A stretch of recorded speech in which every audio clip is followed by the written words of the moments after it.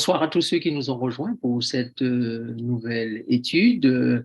Notre moment d'étude se déroulera autour de l'Apocalypse chapitre 12. Nous sommes toujours dans ce chapitre clé de l'histoire de la rédemption, de l'histoire de l'humanité, de l'histoire de la création, avec l'arrivée du péché. Donc, ce soir, nous allons encore découvrir cette histoire telle que le Père Céleste voudrait que nous la comprenions, de sorte que nous puissions tirer avantage des révélations de la parole et être en mesure de nous préparer pour le grand déroulement ou dénouement de cette histoire. Alors, ce soir, nous allons considérer l'ange expulsé du ciel et cette expulsion, quelles en sont les conséquences pour nous terriens et aussi pour les êtres célestes.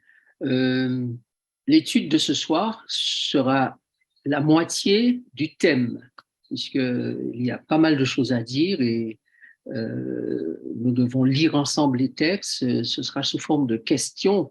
Nous allons poser des questions au texte biblique et essayer de trouver les réponses dans la Bible de façon à bien comprendre l'orientation biblique concernant l'événement majeur qui a eu lieu dans le royaume de Dieu, dans l'univers, la révolte d'un ange puissant dans l'univers de Dieu et qui va poser pas mal de problèmes dans cet univers.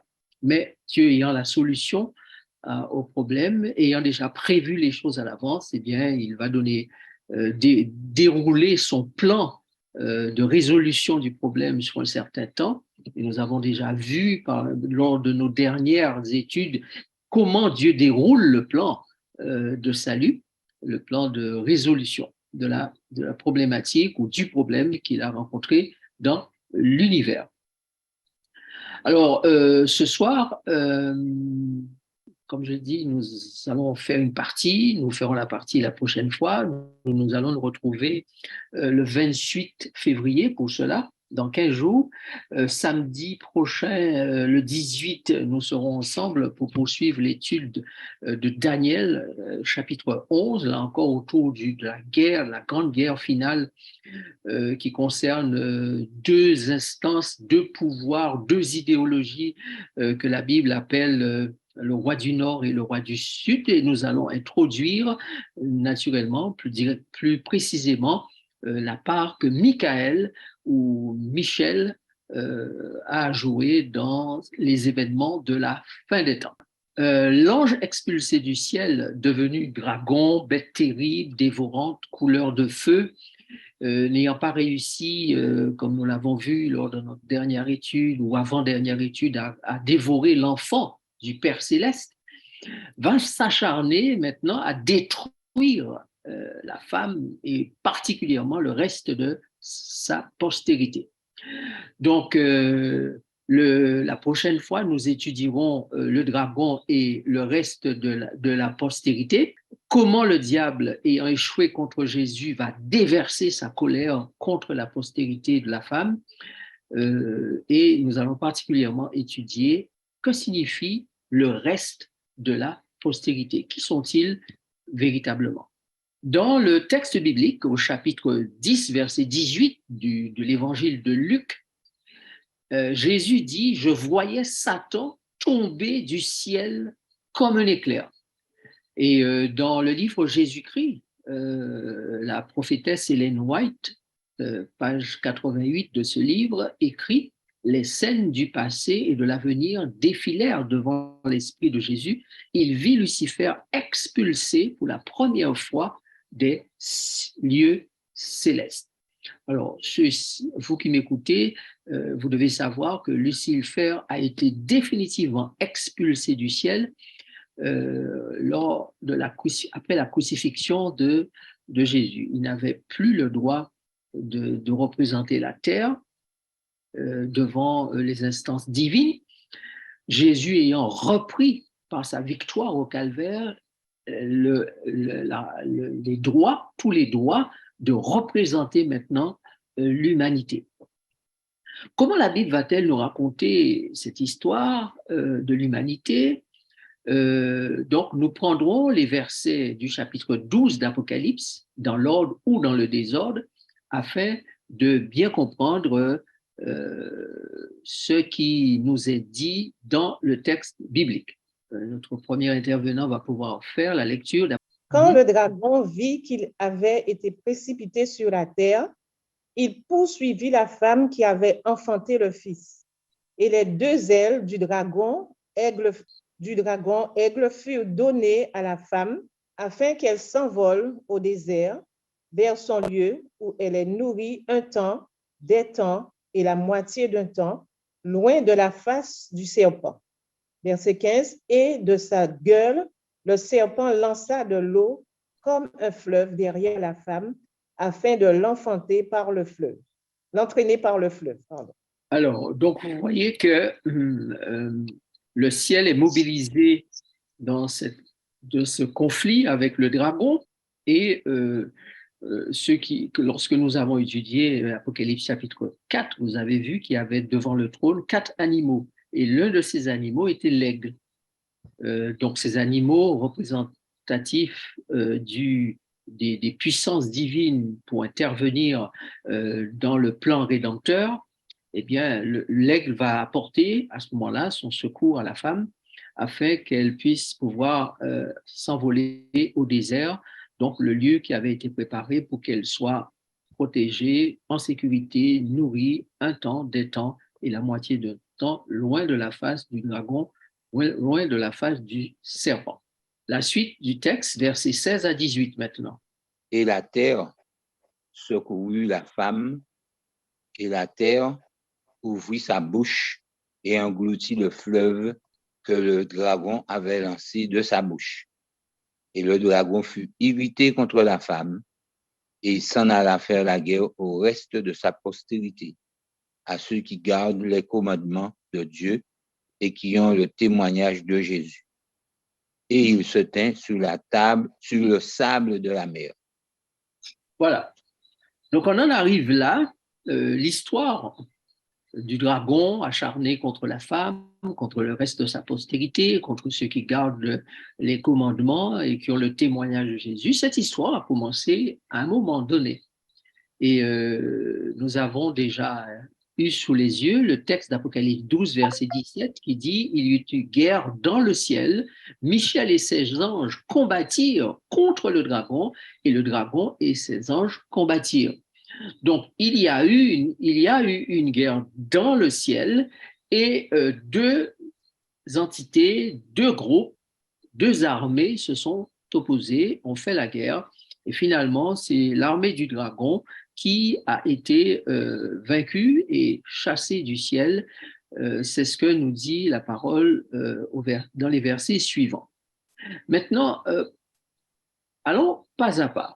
Et dans le chapitre 12, verset 7, posons-nous cette question. Qu'est-ce que le ciel ou les cieux, le mot utilisé dans le texte biblique est le mot qui signifie ou annonce ciel ou cieux. On peut traduire par le pluriel ou le singulier. Alors, la question est, qu'est-ce que le ciel ou les cieux cités dans Apocalypse chapitre 12, verset 7. Alors, lorsque nous lisons le texte, nous comprenons bien que le dragon a été chassé du ciel vers la terre. Donc, la terre est un endroit qui se trouve en dehors de ce ciel, n'est-ce pas, qui est certainement un endroit spécifique, puisque le texte différencie ciel et terre.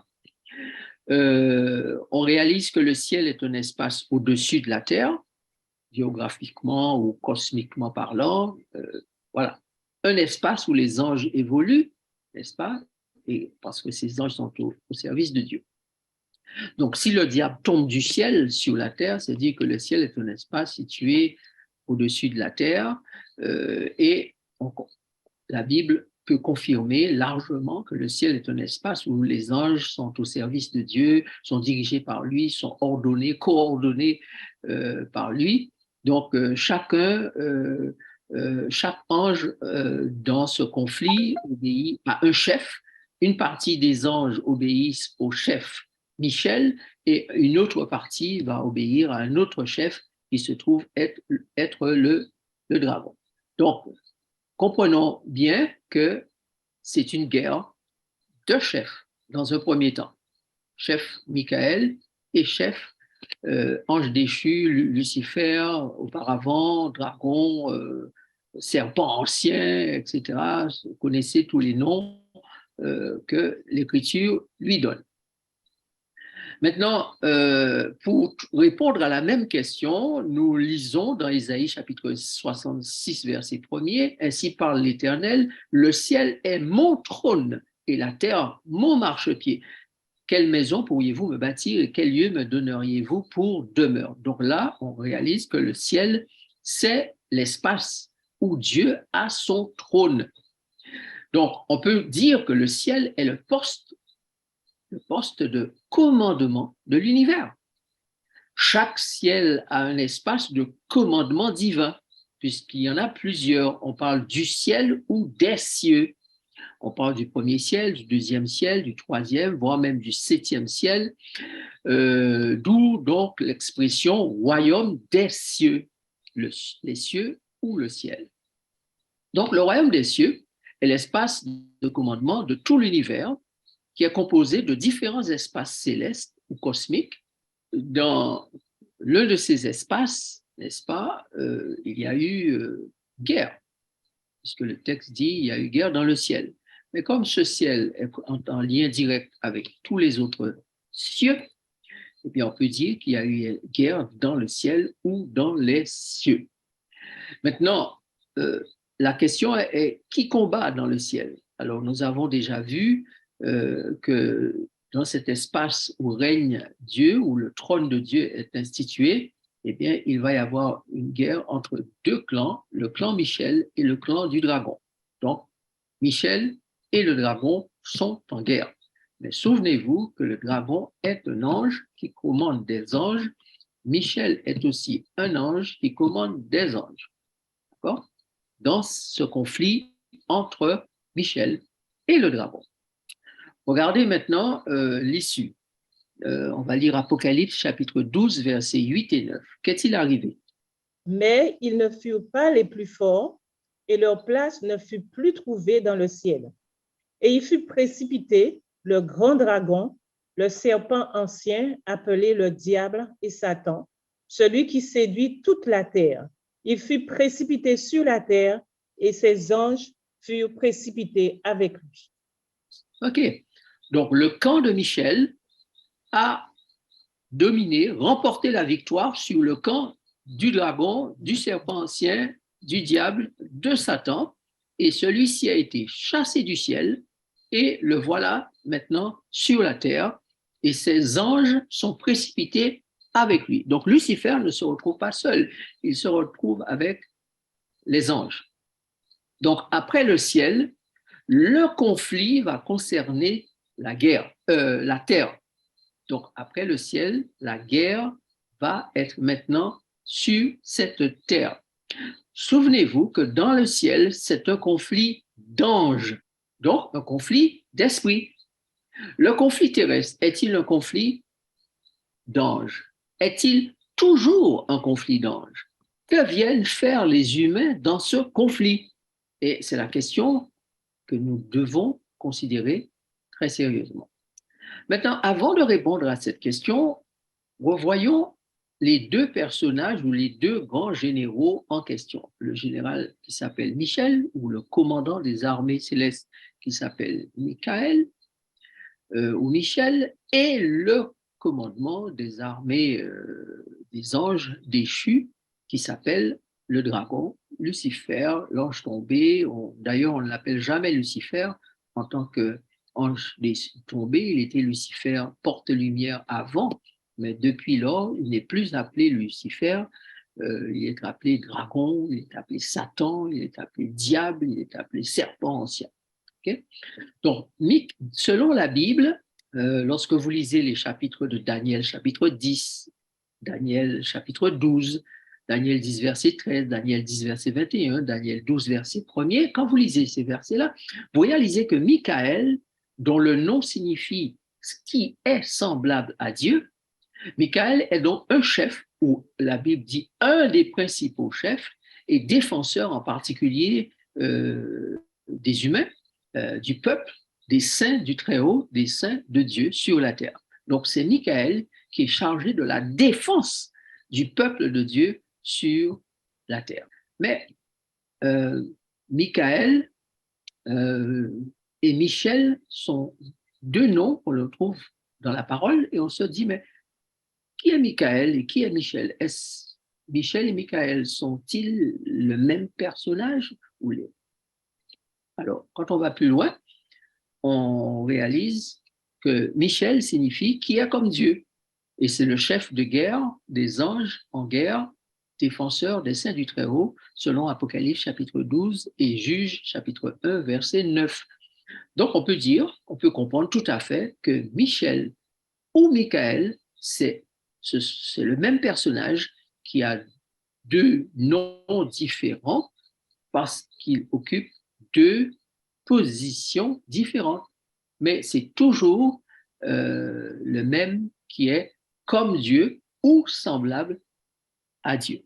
Alors, dans la guerre, quels sont les camps en présence? Nous l'avons vu tout à l'heure dans Apocalypse chapitre 1, 12, verset 7. Il y a eu guerre dans le ciel et le camp Michel et le camp dragon, le camp de Michel et le camp du dragon. Nous avons devant nous deux groupes d'anges. J'insiste sur le fait que ce soit des groupes d'anges, parce que ce que nous allons voir tout à l'heure vous fera comprendre pourquoi j'insiste sur le fait que ce sont des anges. Maintenant, nous savons quel groupe d'anges va gagner le combat. Qui gagne dans le ciel? Et le conflit, où s'est-il déplacé? Nous le savons. À partir des Écritures, nous lisons ceci. Et notez bien, il y a deux mots qui sont utilisés qui vont faire la différence dans notre compréhension de ce que nous sommes. Regardez maintenant le verset 9 d'Apocalypse 12. Et il fut précipité, le dragon, le serpent ancien, appelé le diable, et Satan, celui qui séduit toute la terre. Il fut précipité sur la terre, et ses anges furent précipités avec lui. Que nous dit la Bible ici? Que ce sont des anges qui ont été précipités avec Satan, avec le dragon. Continuons. Nous reposons la question d'une autre manière. Qui accompagne le diable dans sa chute et quels sont les termes utilisés pour les identifier? Regardez maintenant Apocalypse chapitre 12, verset 3. Un autre signe parut encore dans le ciel, et voici, c'était un grand dragon rouge, ayant 7 têtes et 10 cornes, et sur ses têtes 7 diadèmes. Et il fut précipité, le grand dragon, le serpent ancien, appelé le diable et Satan, celui qui séduit toute la terre. Il fut précipité sur la terre, et ses anges furent précipités avec lui. Donc, on est au clair sur le fait que ce sont des anges qui ont été précipités avec lui sur la terre. Okay? 2 versets, au moins ici, dans ce chapitre, nous le confirment. Maintenant, le même texte, dans Apocalypse chapitre 12, verset 4, dit « Sa queue entraînait, puisque maintenant il est aussi le serpent, le dragon qui a une queue, le serpent qui a une queue, il dit sa queue entraînait le tiers des étoiles du ciel et les jetait sur la terre. Le dragon se tint devant la femme qui allait enfanter afin de dévorer son enfant lorsqu'elle aurait enfanté. » Donc ici, le texte, l'image qui nous est donnée est différente et les appellations sont différentes et on a une précision de taille. Puisque l'on considère le diable ici dans l'image comme étant le dragon ayant une queue, la queue entraîne cette fois sur la terre, non pas des anges, mais des étoiles. Non pas des étoiles, mais des anges. Donc ça veut dire que là, le mot étoile signifie ange, puisque c'est avec les anges du ciel qu'il a quitté le ciel. Donc, et l'imaginaire ou l'imagination ou l'image, le tableau qui est présenté pour illustrer cette chute, ce départ du ciel, c'est le tableau d'un dragon qui entraîne avec lui des étoiles. Donc, les anges sont des étoiles, ou sont appelés dans la Bible étoiles. Et ça, il faut le souligner, parce que l'utilisation du mot étoile dans la Bible va nous aider à comprendre quelque chose. Alors, le mot étoile, au pluriel, généralement, est-il utilisé ailleurs pour signifier les êtres humains ou divino-humains sur la terre? Et c'est là qu'on va lire plusieurs textes. Maintenant, notez bien que Dieu n'a à son service que des étoiles ou des anges, c'est-à-dire des esprits, des vents ou des feux, comme nous l'avions vu il y a quelque temps de cela. D'ailleurs, si vous lisez Apocalypse chapitre 19, verset 10, vous allez voir que l'ange qui accompagne Jean de l'Apocalypse sur l'île de Patmos dit à Jean, « Je suis ton compagnon de service. Adore Dieu. » Parce que Jean voulait se prosterner devant lui. Il dit, « Non, non, non, je suis ton compagnon de service. » Donc, les anges des cieux, les étoiles des cieux, viennent sur terre accompagner ceux qui sont serviteurs de Dieu sur la terre. Et d'ailleurs, lorsqu'on lit le livre de la Genèse en particulier, le Pentateuque, les 5 livres de Moïse et ailleurs, on voit que Dieu lui-même, quand il vient en mission sur la terre, vient sous la forme d'un ange, vient sous la forme d'un homme et même sous la forme d'un animal. On a la manifestation de l'esprit sous forme de colombe, n'est-ce pas? Donc, dans le service divin, il y a des anges qui sont appelés étoiles et ces anges-là peuvent se manifester sous forme humaine ou animale. Jésus lui-même s'est manifesté dans la Bible sous différentes formes. Maintenant, lorsque vous regardez l'utilisation du mot étoile dans d'autres textes bibliques, vous allez comprendre autre chose. Regardez par exemple Juge chapitre 5, verset 20. Des cieux ont combattu, de leur sentier, les étoiles combattirent contre Sisera. Voilà que nous avons une guerre, une bataille parfaitement terrestre. C'est l'armée de Sisera, chef de l'armée de Jabin, roi de Canaan, qui affronte les enfants d'Israël. Tous les combattants sont visibles, mais la Bible les appelle étoiles des cieux ont combattu, de leur sentier, les étoiles combattirent contre Sisera. Donc, ça veut dire que dans ce combat-là, dans cette guerre-là, il y avait non seulement des combattants visibles, mais des combattants invisibles appelés étoiles. Mais la Bible ne fait pas la différence. Tous les combattants sont considérés comme des combattants des cieux qui combattent contre Sisera, chef de l'armée de Canaan, chef de l'armée du roi de Canaan qui s'appelle Jabin. Donc, on a là une illustration de ce que la guerre qui a commencé dans le ciel se poursuit sur la terre avec les mêmes étoiles, les mêmes anges. Même lorsque la guerre prend une forme visible, parce que dans le ciel, c'était une forme avec des êtres invisibles, mais quand le combat prend forme sur la terre et ce sont les humains qui sont directement et visiblement engagés, il se trouve que la Bible considère cependant que c'est encore une suite du combat entre les étoiles. Voilà. Et on nous dit des cieux, même pas de la terre. Hein.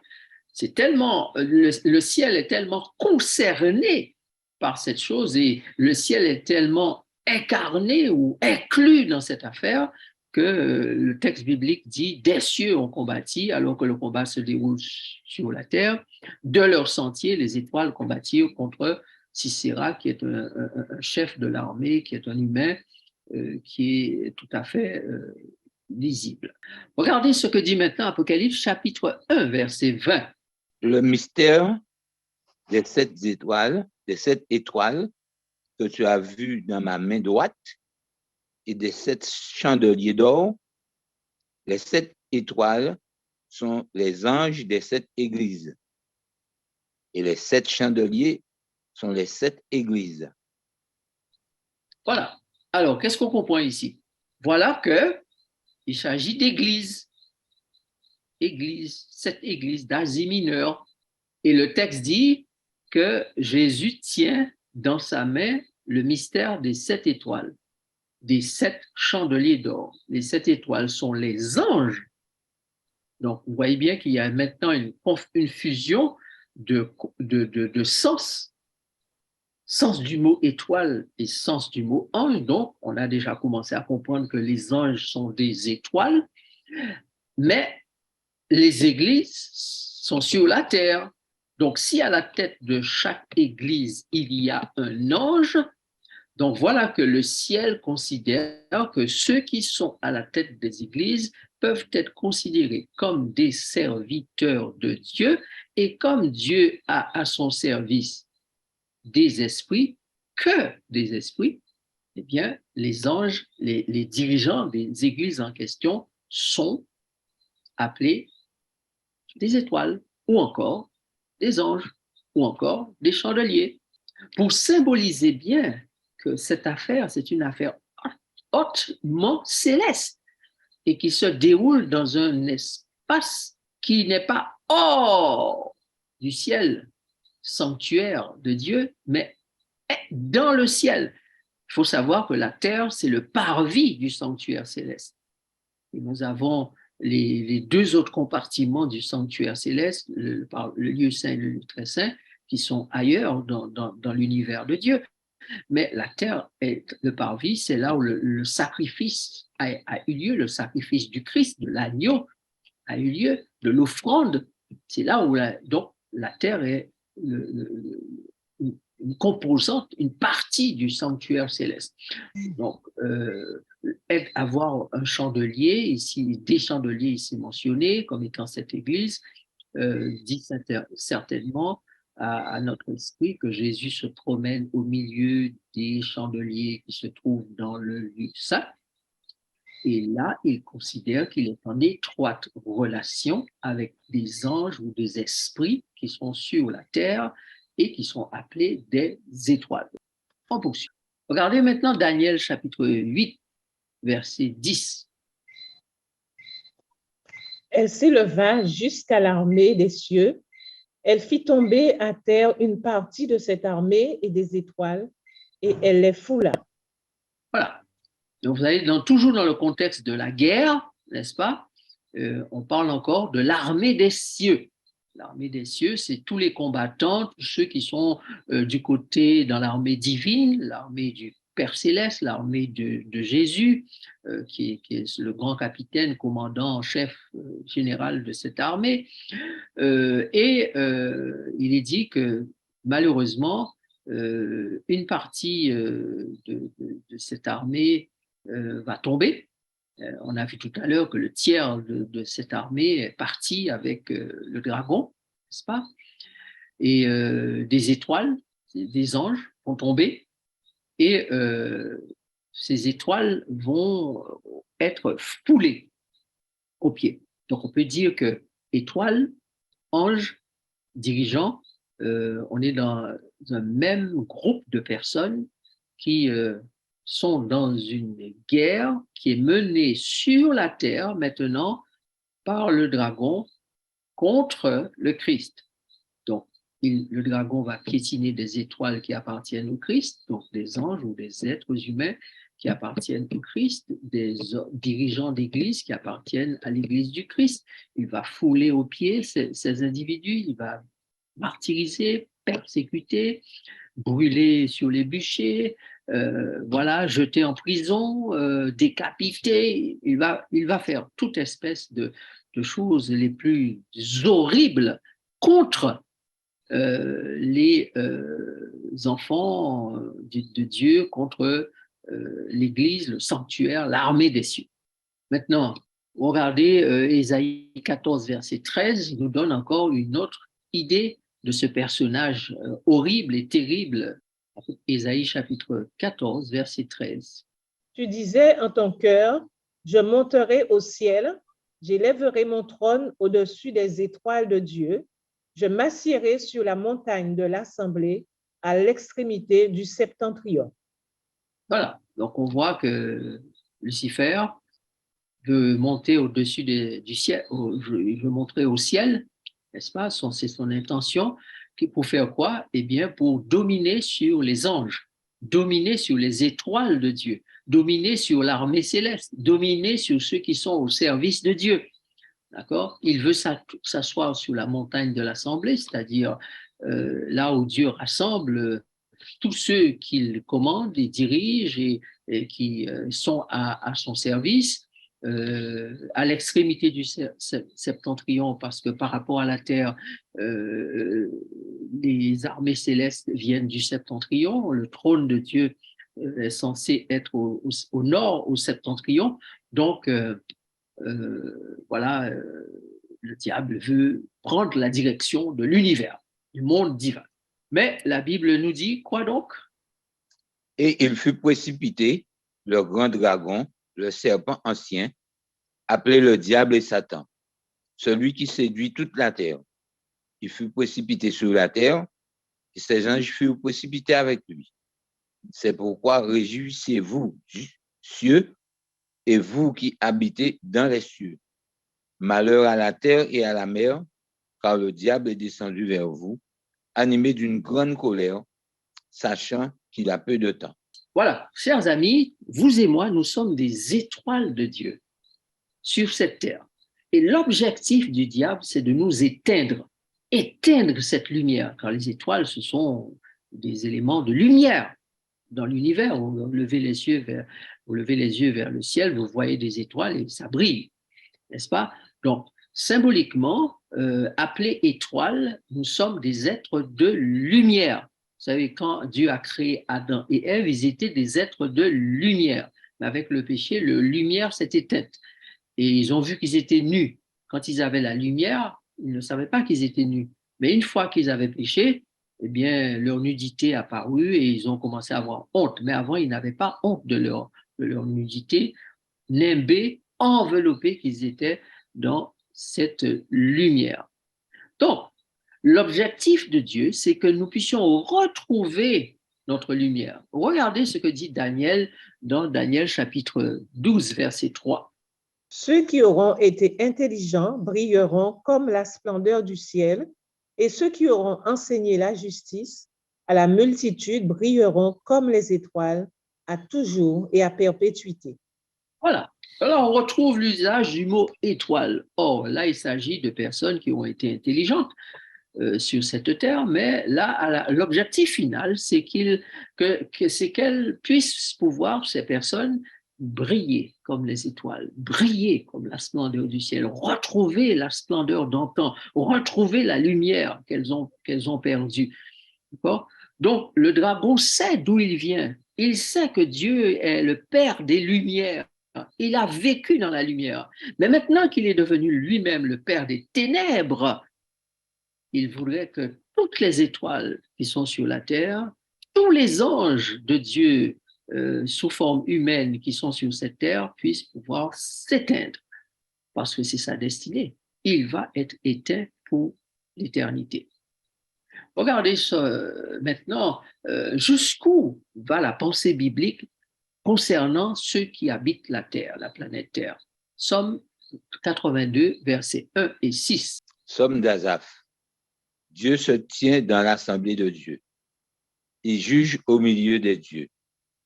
J'avais dit, vous êtes des dieux, vous êtes tous des fils du Très-Haut. Ah, voilà que maintenant la Bible appelle les fils du Très-Haut, nous autres, puisque Dieu s'adresse à ses enfants sur la terre, mais au-delà de ses enfants sur la terre, il s'adresse à l'ensemble des créatures de son univers, y compris la terre. Et il dit, j'avais dit, vous êtes des dieux, vous êtes tous des fils du Très-Haut. C'est pas Lucifer, c'est pas le dragon qui nous a emmenés à l'existence, c'est Dieu. Et il dit, vous êtes de moi, vous êtes sortis de moi, vous êtes fils du Très-Haut, vous êtes des dieux, parce que je suis Dieu. C'est une partie de moi. J'ai soufflé en vous ce que je suis, mon esprit. Donc, vous m'appartenez, vous êtes mes étoiles, vous êtes mes lumières. D'ailleurs, Jésus n'a pas hésité à dire à ses disciples, vous êtes la lumière du monde, comme moi, je suis la lumière du monde. Donc, Jésus et nous appartenons à cette même famille de Dieu. D'ailleurs, dans Ésaïe chapitre 5, lorsque l'enfant Jésus doit venir sur cette terre, comment est-il appelé? Car un enfant nous est né, un fils nous est donné, et la domination reposera sur son épaule, on l'appellera admirable, conseiller, Dieu puissant, Père éternel, prince de la paix. Donc nous sommes de cette origine-là, nous sommes des créatures de Dieu, du Dieu tout-puissant. Nous sommes créatures, enfants du Père éternel. Nous sommes des rois, des dieux, des êtres appelés à régner, à être au service de la royauté divine. Des êtres qui avaient la gloire de Dieu, mais qui l'ont perdue à cause du péché. Maintenant, regardez comment Jésus est appelé lui-même dans la Bible, dans le livre d'Apocalypse, chapitre 22, verset 16. Moi, Jésus, j'ai envoyé mon ange pour vous attester ces choses dans les églises. Je suis le rejeton et la postérité de David, l'étoile brillante du matin. Voilà. Jésus est appelé l'étoile brillante du matin. Donc, si Jésus est appelé notre Père, Dieu puissant, et qu'il s'appelle l'étoile brillante du matin, notre Père a donné, lui, naissance à des gens qui sont de la même nature que lui, qu'on appelle aussi des étoiles. Des étoiles. Donc, nous sommes tous des étoiles. Et la grande guerre entre le Christ et Satan, c'est que le Christ veut nous redonner la lumière, ou nous refaire briller à nouveau, avoir toute la splendeur que nous avions auparavant, tandis que lui, le diable, dans sa colère, il n'a qu'une idée en tête, c'est nous tuer, nous détruire, nous faire perdre la lumière, nous faire rentrer dans les ténèbres de l'éternité. Maintenant, nous arrivons à une question ultime. Regardez bien, Luc chapitre 20, versets 34 à 35. La question est, quelle est notre ultime destinée?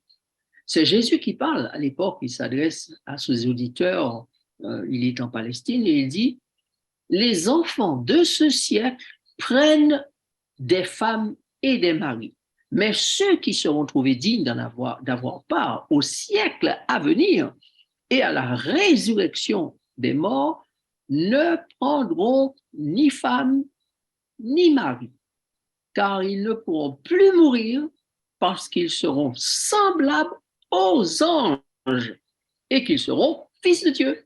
Tout à l'heure, nous avons vu que nous sommes fils du Très-Haut, fils de l'étoile. Alors, je reviens en arrière. Le texte dit, dans Somme, j'avais dit, vous êtes des dieux, vous êtes tous fils du Très-Haut. D'accord? Et ici, Jésus affirme, il dit, ils ne pourront plus mourir parce qu'ils seront semblables aux anges et qu'ils seront fils de Dieu. Donc, les fils de Dieu sont des anges.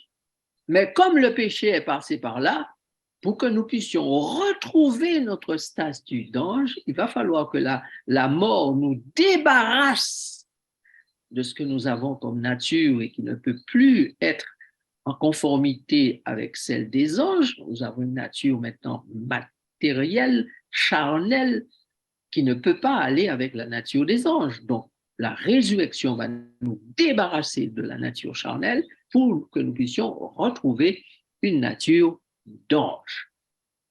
Ils ne prendront ni femme, ni mari, dit Jésus, car ils ne pourront plus mourir, ils seront semblables aux anges. Que faut-il comprendre, chers amis? Ce que nous sommes ici-bas n'est que temporaire, passager. Nous sommes appelés à retrouver notre patrie, non pas mon ici. Nous sommes d'en haut.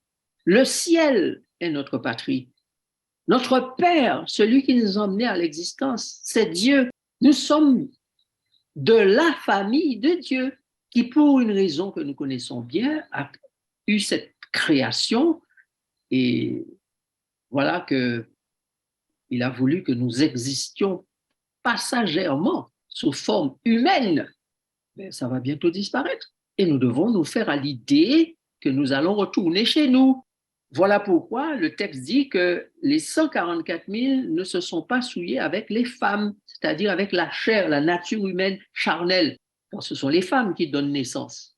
Et donnent naissance à des êtres charnels, de chair. Mais il faut une nouvelle naissance, de façon à ce que nous puissions être séparés de la nature charnelle et retrouver notre nature spirituelle, notre origine de toujours. Nous sommes d'en haut.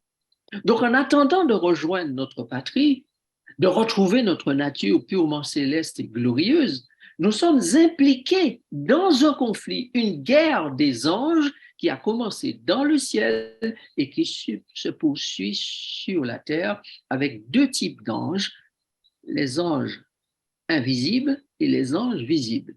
Les anges invisibles sont les anges de Satan et les anges visibles, c'est nous, les esprits sous forme humaine. Mais il y a aussi une autre catégorie d'anges invisibles, ce sont les anges fidèles qui sont restés avec Dieu, qui sont toujours dans le combat avec lui et qui viennent à notre secours sur cette terre. Donc, nous sommes dans la catégorie des anges déchus, n'est-ce pas, puisque nous avons péché comme Lucifer, mais Dieu souhaite nous permettre de sortir du péché, nous débarrasser de la nature charnelle et nous faire retrouver notre statut divin, puisqu'il dit vous êtes des dieux pour l'éternité. Maintenant, qui est directement concerné par cette guerre, selon Apocalypse chapitre 12, verset 13? Lisons ce texte. Apocalypse 12, verset 13. Quand le dragon vit qu'il avait été précipité sur la terre, il poursuivit la femme qui avait enfanté l'enfant mâle. Et les deux ailes du grand aigle furent données à la femme afin qu'elle s'envolât au désert, vers son lieu où elle est nourrie un temps des temps et la moitié d'un temps, loin de la face du serpent. Et de sa bouche, le serpent lança de l'eau comme un fleuve derrière la femme afin de l'entraîner par le fleuve. OK, la question, qui est directement concernée par cette guerre, selon Apocalypse 12, verset 13, que nous venons de lire. Alors, selon le verset 13, nous réalisons qu'il y a là, quoi donc? Une femme. Une femme. Donc, la femme est concernée. Elle est concernée aussi en tant que femme enceinte. Elle est concernée en tant que femme qui va devoir s'envoler dans le désert vers son lieu de nourriture pour un temps, des temps et la moitié de temps. Elle est concernée en tant que femme contre laquelle le fleuve d'eau va être lancé de façon à pouvoir la détruire, l'entraîner, la noyer. On est en guerre. On est en guerre. Donc, sur cette terre, nous ne devons jamais oublier que nous sommes dans une guerre qui a commencé dans le ciel, qui est une guerre des anges, des étoiles, qui se poursuit sur la terre avec d'autres formes, d'autres stratégies, mais nous sommes toujours dans la même guerre entre Michael, Michel et le dragon. Et nous voilà au milieu de ce conflit terrible. L'objectif, clair, retrouver la maison du Père, retrouver notre statut d'antan, retrouver la lumière, retrouver notre statut d'ange, retrouver notre statut de fils, fille du Très-Haut, fils, fille de Dieu, Dieu. J'ai dit, vous êtes des dieux. Mais puisque ceux qui étaient des fils de Dieu ont été chassés du ciel, un tiers d'entre eux a été chassé du ciel, eh bien, ce tiers-là, eh bien, se disent, nous allons dominer ou vous mourrez tous avec nous.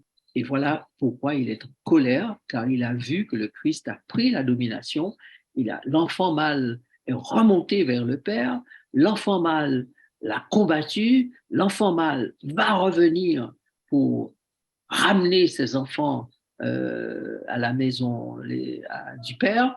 Donc, il est en colère et il ne décolère pas, il ne décolérera pas jusqu'à ce que il ait été entièrement écrasé. Donc, chers amis, lorsque cette femme enceinte est poursuivie par le dragon, c'est parce qu'elle est représentative de quelque chose d'extrêmement précieux et qui gêne, dérange les affaires du dragon. Lorsque l'esprit du Christ, soleil de justice, enveloppe des esprits humains, l'esprit qui est dans ces humains est libéré de la chair, libéré de ce que la Bible appelle la femme, la nature charnelle, qui est représentée par la lune sous les pieds de la femme en question. Alors, une fois que cette libération a lieu, la femme accouche et les étoiles naissent, et des esprits nouveaux. Jésus a dit que ce qui est né de la chair est chair, mais ce qui est né de l'esprit est esprit. Donc, la femme d'Apocalypse 12, enveloppée du soleil, doit accoucher des enfants de Dieu, des étoiles qui vont briller à toujours et à perpétuité. Comme le dit Daniel, de ces êtres intelligents. La femme doit accoucher de ces êtres-là. Et le dragon, il fait tout pour que ces enfants-là soient dévorés et ne soient pas en mesure de briller, faire resplendir la gloire de Dieu. Donc voilà un aspect du combat que nous devons garder à l'esprit. Le diable fera tout pour que les fils et les filles de Dieu ne se reconnaissent pas en tant que tels et ne choisissent pas d'être libérés du pouvoir de la nature charnelle et pécheresse en particulier, et retrouver leur nature spirituelle, angélique, d'être libres, capables de voler dans l'univers, de se déplacer dans tout l'univers sans aucun problème, capables d'adorer Dieu, capables d'être à son service. Le dragon ne le veut pas. Mais Jésus dit, mes amis, si le Fils vous a franchi, vous serez comment? Réellement libre. Je suis venu pour que vous puissiez retrouver votre liberté, revenir à la maison du Père, retrouver tout ce que vous étiez auparavant et ce que j'avais prévu que vous soyez pendant l'éternité. Malheureusement, je dois vous dire que ce retour ne se fera pas sans douleur, sans souffrance, sans sacrifice, sans renoncement, mais il doit se faire si vous voulez jouir de la liberté pour l'éternité. Alors, voilà pourquoi la parole de Jésus doit retentir dans notre esprit. Je voyais Satan tomber du ciel comme un éclair. Le diable est vaincu. Jésus a expulsé d'ailleurs lui-même, et en tant qu'homme sur la terre, il a eu cette vision que son Père lui a donnée de la chute, de l'expulsion de Satan de l'univers, du ciel, une fois que lui aurait récupéré la domination, récupéré les clés de la mort et du séjour des morts.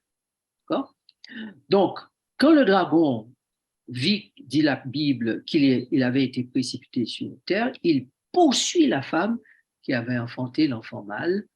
L'enfant mâle lui échappe, mais cette fois, il va poursuivre plus loin et aller persécuter tous ceux qui vont naître de cette femme, c'est-à-dire de la puissance de l'esprit associée à l'Église. N'est-ce pas? Il va les poursuivre. Mais Jésus dit, lui, le dragon, il m'a poursuivi. Il a tout fait pour me dévorer. Mais j'ai la joie de vous dire, Jean chapitre 14, verset 30, le prince de ce monde vient, mais il n'a rien en moi. Et c'est la même chose que les enfants de Dieu doivent déclarer aujourd'hui.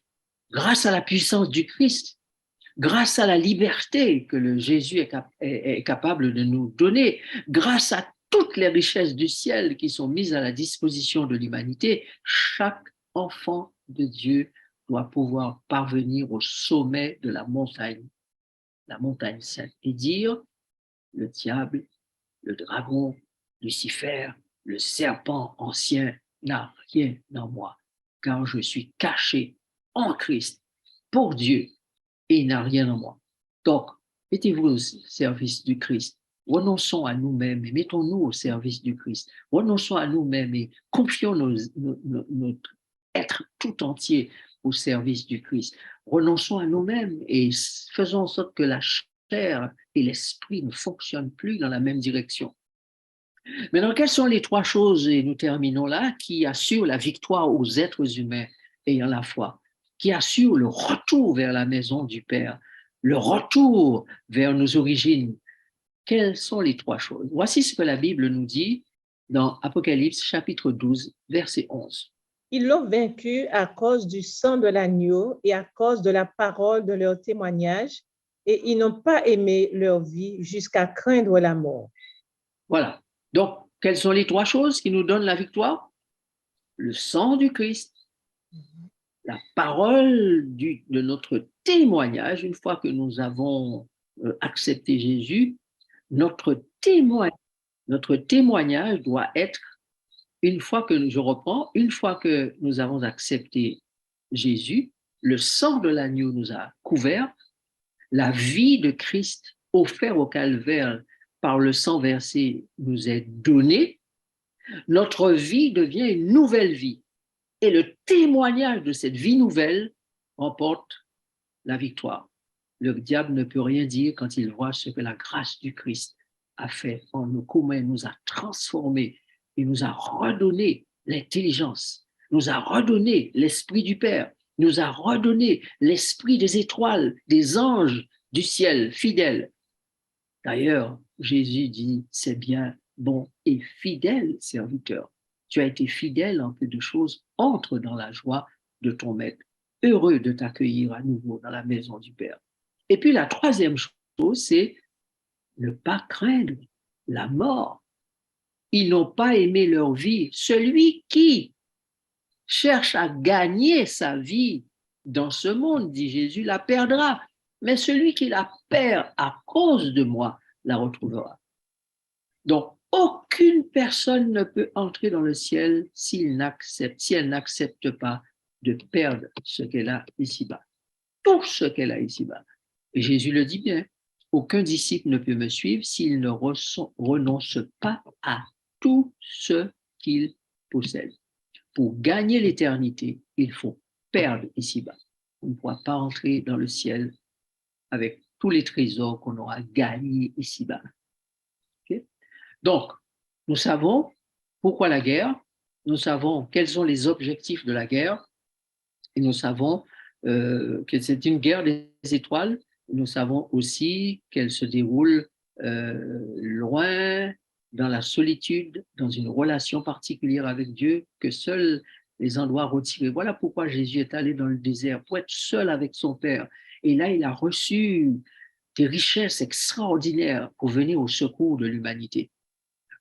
Donc nous aussi, nous devons prendre le temps d'être seul à seul avec Dieu, connaître notre désert, nos moments de solitude, d'être avec Dieu, loin des bruits du monde, loin des bruits de la chair et de la nature charnelle, dans le jeûne, dans la prière, de façon à ce que nous puissions être ressuscités spirituellement et bientôt physiquement. Pourquoi n'avons-nous pas peur de la colère du diable? Eh bien, tout simplement, à cause de ce que la Bible nous dit. Nous avons Jésus, avec qui notre vie est cachée en Dieu. Nous avons les armes de l'esprit, nous avons l'espérance, nous avons les promesses, nous avons le puissant témoignage de ce que Dieu fait de nous, fait de nos vies. Eh bien, tout cela fait que le diable n'a rien en nous. J'espère que ce sera votre expérience, la mienne, notre expérience, de sorte que nous puissions bientôt retrouver la maison du Père. Comment le diable va-t-il poursuivre la postérité de la femme? Le temps ne nous permet pas d'aller dans ces détails, particulièrement dans la guerre du désert. Nous allons poursuivre dans une deuxième étude, dire davantage sur la guerre du désert et voir comment le diable poursuit la postérité de la femme. Donc, retenez que vous êtes une étoile. Retenez que vous êtes un être qui doit retrouver son statut premier. Fils, fille du Très-Haut.